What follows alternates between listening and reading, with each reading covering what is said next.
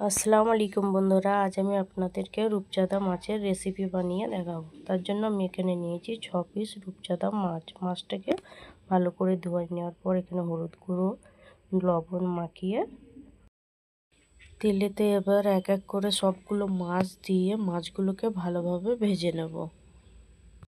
এখানে আমি কিছু মশলা নিয়েছি, গোটা জিরে, গোটা সর্ষে, আর নিয়েছি জিরে গুঁড়ো হাফ, লঙ্কা গুঁড়ো হাফ, হলুদ হাফ চামচ, নুন স্বাদ মতো।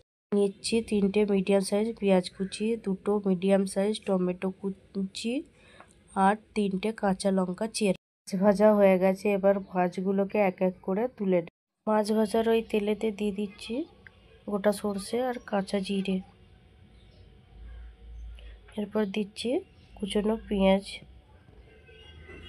কুচি দিয়ে একটু নেড়ে নেওয়ার পর পেঁয়াজ নরম হয়ে গেছে। এবার এতে দিয়ে দিচ্ছি হাফ চামচ আদা রসুন পেস্ট, টমেটো কুচি দিয়ে দিচ্ছি, একটু নুন দিচ্ছি টমেটোটা তাড়াতাড়ি নরম হওয়ার জন্য। একটু গলে গেছে, এবার আমি এতে মশলাটা পানি দিয়ে ভিজিয়ে রেখেছিলাম, সেই মশলাটা ঢেলে দিলাম। টমেটো গলে গেছে, এবার এতে দিয়ে দিচ্ছি 2 গ্লাস পানিটাকে ভালোভাবে 5 মিনিট ফুটতে। আমার 5 মিনিট হয়ে গেছে, এবার আমি এতে মাছগুলো এক এক করে ছেড়ে দিচ্ছি। তারপরে এটাকে ঢাকনা চাপা দিয়ে 5 মিনিট এভাবে রেখে দেবো।